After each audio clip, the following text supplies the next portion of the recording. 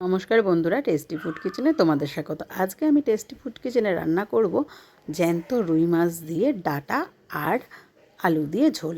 ডাঁটা মানে সজনার ডাঁটা দিয়ে আর আলু দিয়ে ঝোল। তার জন্য দেখো মাছগুলোকে প্রথমে ভালো করে একটু নুন হলুদ মাখিয়ে নিলাম। নুন হলুদ মাখিয়ে বেশ 5 মিনিট মতো রেখে দিয়েছি যাতে নুনটা ঢোকে। এদিকে কড়াইতে এদিকে তেল গরম করতে দিয়ে দিয়েছিলাম, আর তেলের মধ্যে দেখো মাছগুলো এইভাবে হালকা করে ভাজবো। খুব বেশি ভাজলে কিন্তু জ্যান্ত মাছের গুণটা চলে যায়, তার জন্য কিন্তু জ্যান্ত মাছের হালকা করেই ভাজতে হয়। আর এখানে দেখো সজনার ডাঁটা কেটে নিয়েছি আর আলু। আর তোমরা তো জানোই এই সিজনে সজনার ডাঁটা খাওয়া কত উপকার। এদিকে দেখো একটা বাটিতে মশলা করে নিচ্ছি। 4টি শুকনো লঙ্কা নিয়েছি, 1 চামচ মৌরি নিয়েছি, 1 চামচ নিয়েছি ধনে, আর 1 চামচ নিয়েছি জিরে। এদিকে আর 1 চামচ সর্ষে নিয়েছি, আর একটা গোটা সাইজের টমেটো দিয়ে একটা পেস্ট বানিয়ে নিয়েছি।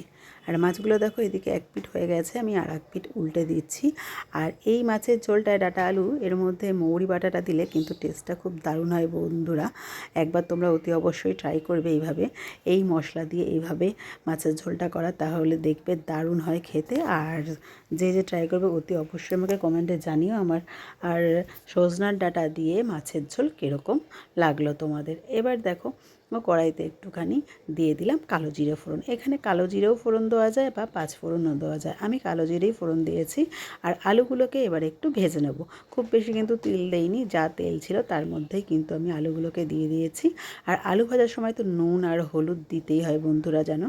এবারে আলুটা ভাজা হয়ে গেলে আমি ডাঁটাগুলো একটু তেলে নাড়াচাড়া করবো, ডাঁটা কিন্তু বেশি ভাজবো না।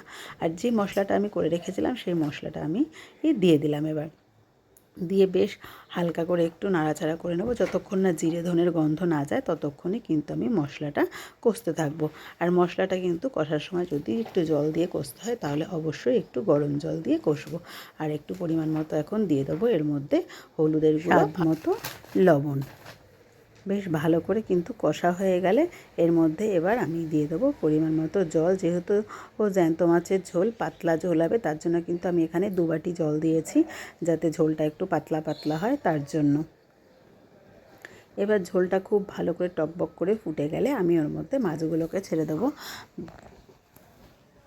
মাছগুলো দিয়ে বেশ 5 মিনিট মতো ফুটাবো, খুব বেশি ফুটাবো না, একটু হালকা স্টিমটা করে দেবো যাতে আলু আর ডাঁটাটা সেদ্ধ হয়।